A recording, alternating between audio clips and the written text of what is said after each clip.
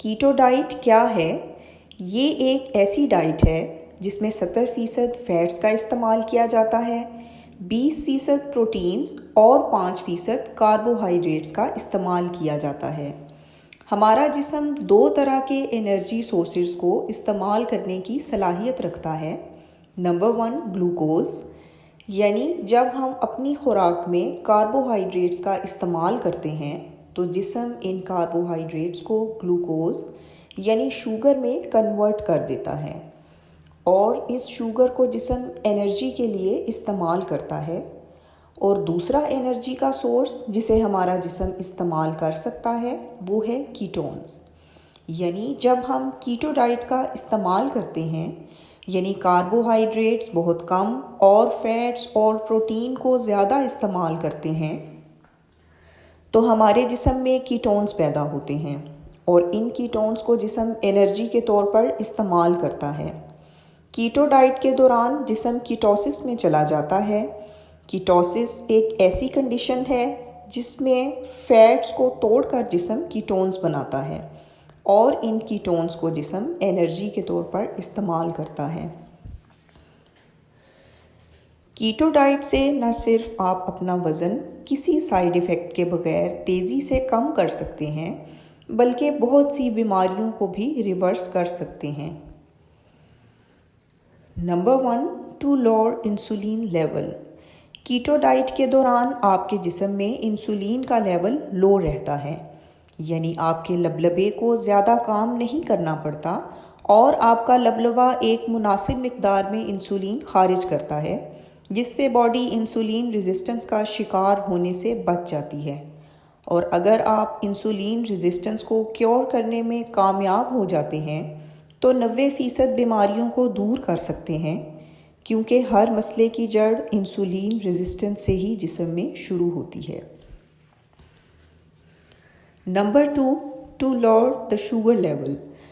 कीटो diet के दौरान चूँकि आप कार्बोहाइड्रेट्स का बहुत कम इस्तेमाल करते हैं, इस वजह से खून में शुगर का लेवल हाई नहीं होता और अगर आपका शुगर लेवल मेंटेन रहता है तो आप टाइप 1 डायबिटीज़ और टाइप 2 डायबिटीज़ के मर्ज से बच सकते हैं।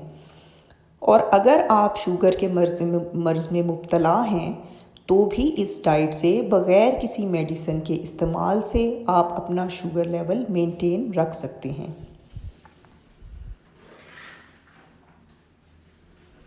Number 3 weight loss.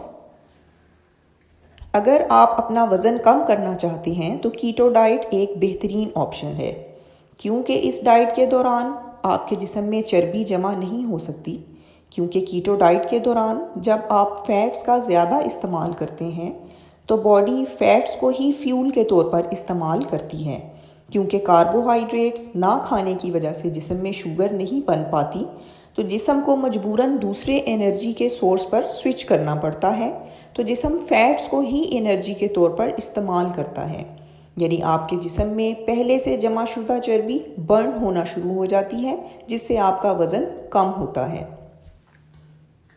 नंबर 4 भूख में कमी। कीटो डाइट के दौरान आप सबसे पहले जिस चीज़ को एक्सपीरियंस करते हैं वो भूख में वाज़ेह कमी है।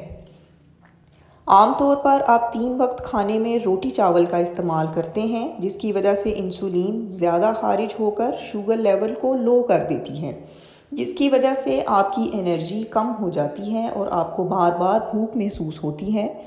लेकिन कीटो के दौरान चूँकि आपका शुगर लेवल नॉर्मल रहता है और आपका लबलबा नॉर्मल इंसुलिन खारिज करता है, इसलिए आपको भूख में वाज़ेह कमी महसूस होती है और भूख ना लगने की वजह से आप कम खाना खाते हैं, जिससे वज़न कम करने में आसानी रहती है। कीटोन्स जिस्म में ऑक्सीजन के लेवल को ज़्यादा करते हैं और जिस्म में एनर्जी लेवल को बूस्ट करते हैं। कीटोन्स ब्रेन के फंक्शन को बेहतर करते हैं, क्योंकि ब्रेन के सेल्स ग्लूकोज की बजाय कीटोन्स को ज़्यादा बेहतर तौर पर इस्तेमाल करने की सलाहियत रखते हैं। तो कौन कौन सी चीज़ें आप कीटो डाइट में इस्तेमाल कर सकते हैं? ऐसी सब्जियां जिनमें स्टार्च कम हो, मसलन तमाम सब्ज़ पत्तों वाली सब्जियां, फूल गोभी, बंद गोभी, कैप्सिकम, मशरूम्स, ब्रोकली और प्याज वगैरह। डेयरी की प्रोडक्ट्स में अंडे और चीज़ का इस्तेमाल करें। प्रोटीन में बीफ, मटन, चिकन, मछली और कम मिकदार में दालों का इस्तेमाल भी कर सकते हैं। नट्स और सीड्स का इस्तेमाल करें, जैसे अखरोट, बादाम, पिस्ता और कद्दू के बीज वगैरह। फैट्स में घर में तैयार शुदा देसी घी और देसी मक्खन का इस्तेमाल करें।